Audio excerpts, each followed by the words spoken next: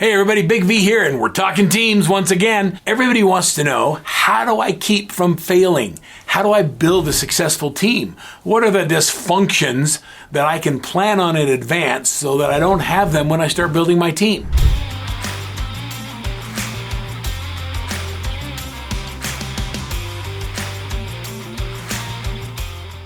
One of my favorite books is written by Patrick Lencioni, and it's called The 5 Dysfunctions of a Team. I feel so strong about eliminating the 5 dysfunctions of a team that when a new client comes into Workman Success Systems, they're given a welcome kit. And in that beautiful welcome kit, besides the ridiculously good salted caramels, hand-dipped chocolate salted caramels that I love, besides that, we give a copy of The 5 Dysfunctions of a Team. Well, here's what I learned. I learned a long time ago that if you know why businesses fail, you know why teams have dysfunction, and you can eliminate those in advance, you eliminate the dysfunction and you have a much more clear path to success. So let's go through the 5 dysfunctions of a team. First one is this: absence of trust. Second one, fear of conflict. Third, lack of commitment. Fourth, avoidance of accountability. And fifth, inattention to results. Each of these dysfunctions, when you read the book, Patrick Lencioni does a great job in a parable of describing an environment where the team exhibited dysfunction, how the leader went about solving the problem, and the result they had after. What I'd like to do is tell you how we do it in real estate teams and encourage you to buy the book. So we start with the absence of trust. When I think about what the absence of trust means to me, it's that when you lack trust, and I think every dysfunctional team has it. Matter of fact, let's just kind of go back. Absence of trust in every relationship is why they fail.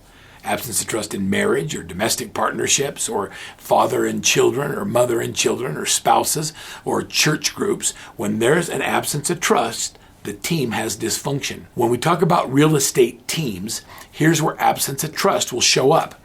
I don't trust my team members, so I'm not going to delegate my buyers and sellers. I don't trust my team leader as giving me the A leads. I don't trust the customer when they said that they'd call me back. I don't trust my team members to have my back when I go on a vacation. Absence of trust shows up everywhere. And I would say that in most cases, the absence of trust can be eliminated by having, number one, a set of core values that we hire and fire to that everybody adheres to. Number two, by having specific training on how to be great at your role on the team. If I don't trust you as a team leader to give you my A leads, it's because I haven't trained you. It's not your fault. I own that as the team leader. Absence of trust sometimes comes because of experiences where we've given something to someone, we trusted they would do it, and then we never followed up.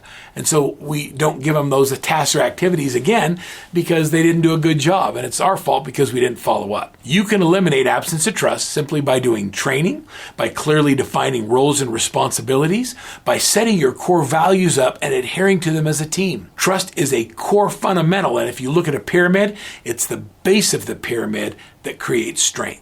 Trust and integrity in everything we do is a core fundamental in every successful business, team, and family. Let's talk about dysfunction number 2, fear of conflict. Now, you'd think that conflict is a bad thing, but it's not. As Patrick Lencioni describes in the book, healthy conflict is encouraged. I like to say that we don't have people problems, we have process problems.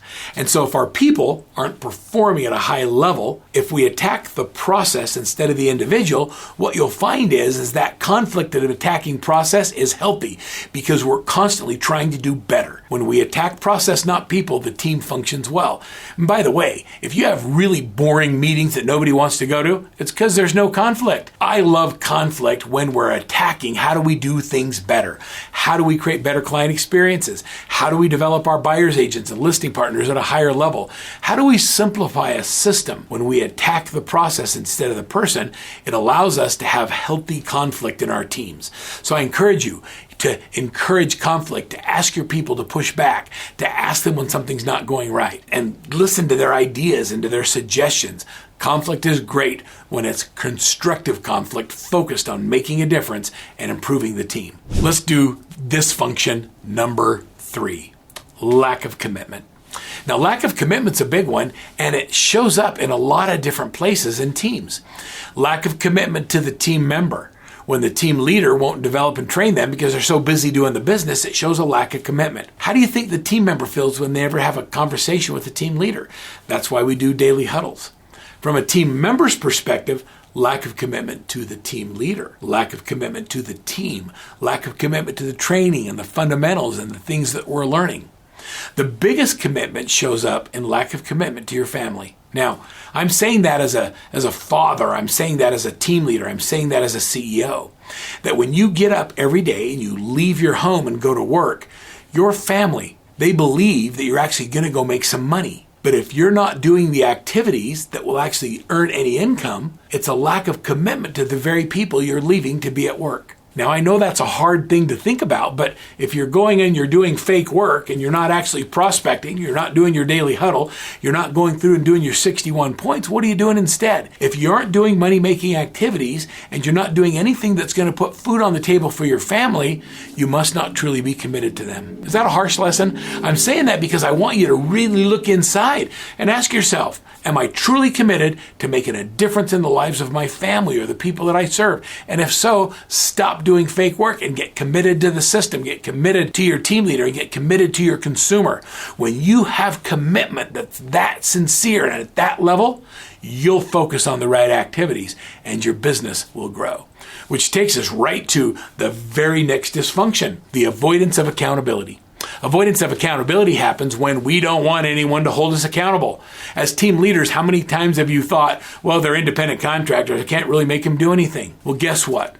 If I have to manage you and I have to hold you accountable, I don't need you. I mean that. Accountability is not something that I can do to you.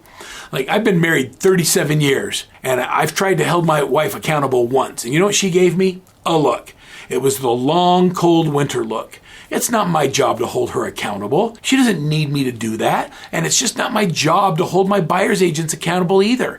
I want them to choose accountability because of their commitment to their families and their team and their clients. Accountability is a choice you make. It's not something that someone does to you. When you think about accountability, it was interesting. I was with great Olympian John Neighbor. I was actually with him on 9/11 when we had that horrible time in our country. Everybody remembers where they were in that time. John Neighbor was a great American. He held 4 gold medals and 3 silver medals in swimming. So a great Olympian. And I remember sitting in the suite with John and a few other Olympians on this day as we were talking about their life experience, representing our great country around the world.